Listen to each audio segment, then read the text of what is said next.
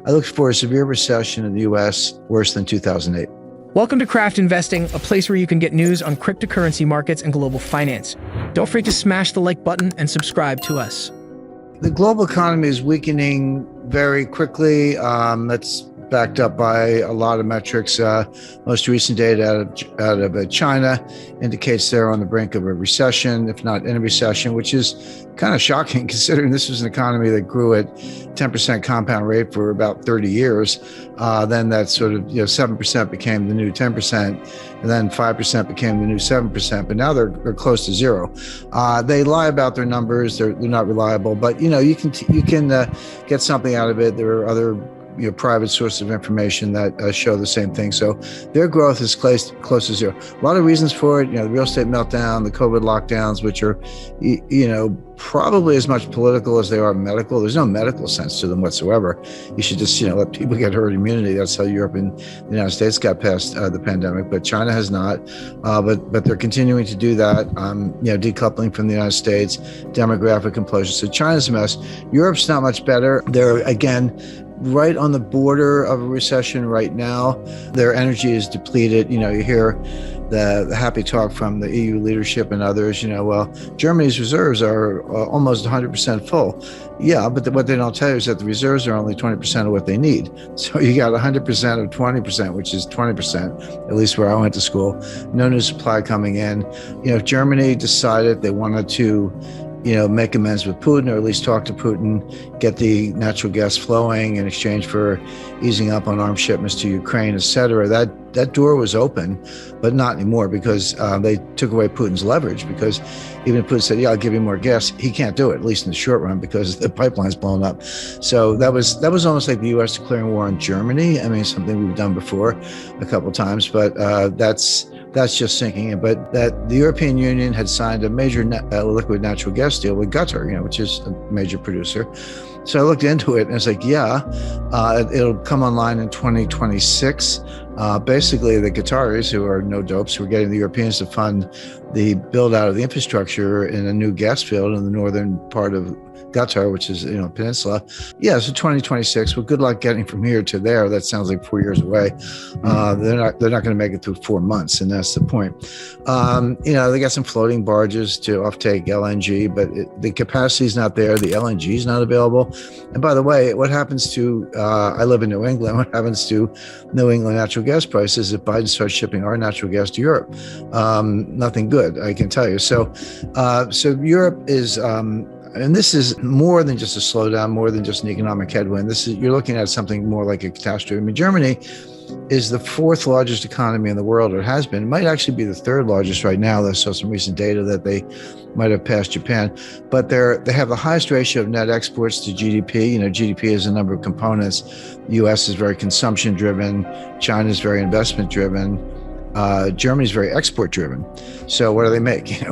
Watches, cars, precision machinery, aircraft, all sorts of high-tech things.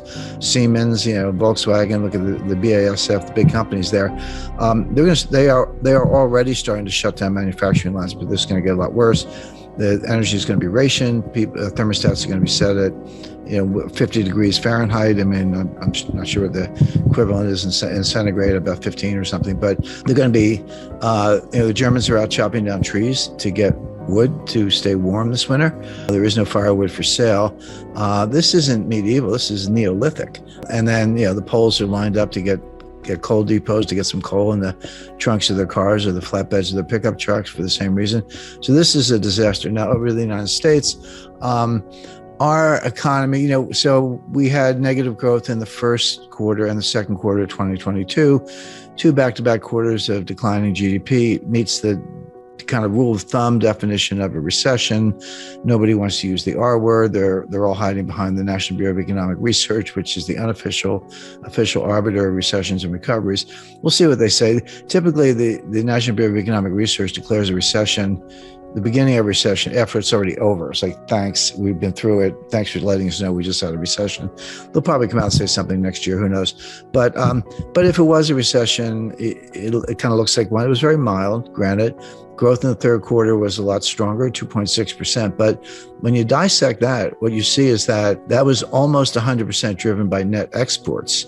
When was the last time the United States had positive GDP driven by net exports? Probably 1959. I mean, that's typically a drag on growth, and been running trade deficits forever. But there it was. That meant that people were still buying U.S. goods, but the U.S., we were not buying as much from other people. That's indicative of a slowdown. Consumption was weak, private investment was weak, inventories were weak. Those are the real drivers of the economy, and they were all weak. So, okay, net exports, that's not sustainable. So I would look for a recession, a more severe recession to begin in the fourth quarter. That's one, combined with Fed tightening, interest rate hikes, balance sheet reductions, et cetera. That's one whole vector, and I wouldn't put any weight on a low unemployment rate. It ignores labor force participation rate, which is awful. It's down around 62% versus 70% in the year 2000. But beyond that, unemployment is a lagging indicator. Unemployment goes up after a recession begins. Employers are very reluctant to lay off employees. You got to pay severance. It's expensive to recruit and hire them back and train them. So you pretty much wait until the recession has already started, and you can, all right, I got to lay some people off. So it's not a leading indicator, it's a lagging indicator. So the Fed is behind the curve. And then beyond all that, Adam, is the biggest, the real, 500-pound gorilla in the room, if you want to call it that, is there's a brewing global liquidity crisis, a global financial crisis that's different from a recession. It's financial panics and recessions are two different things. They can come separately. In 1998, we had a financial panic, but there was no recession. In 1990, we had a recession, but there was no financial panic. In 2008, we had both. They can come together. It looks like they might be coming together again. This is revealed in inverted yield curves. Major dealers are bidding at auction for treasury bills. The Fed will give you treasury bills with a phone call. All you have to do is call the Fed and do a reverse repo with the Fed. They'll give you some treasury bills. But the banks are bidding at auction for treasury bills at yields to maturity lower than what the Fed will give you for a phone call. Why would you do that? The answer is the Fed bills cannot be rehypothecated. They cannot be used as collateral, but the auction bills can. So what that tells you is there's a collateral shortage. That means deleveraging balance sheets. It means financial distress. And we also see it not just in the treasury yield curve, which is inverted from right now, 6 months to 10 years, but also the euro-dollar futures curve, which is even more troubling. It's not unprecedented, but it is rare, and it's not a good sign. But the Fed continues, raising rates in the teeth of this really bad data. So I look for a severe recession in the U.S., really global, because your question was, how's the global outlook? It's pretty bad. Maybe something closer to, social unrest and riots in Europe. And then on top of that, possibly a global financial liquidity crisis worse than 2008.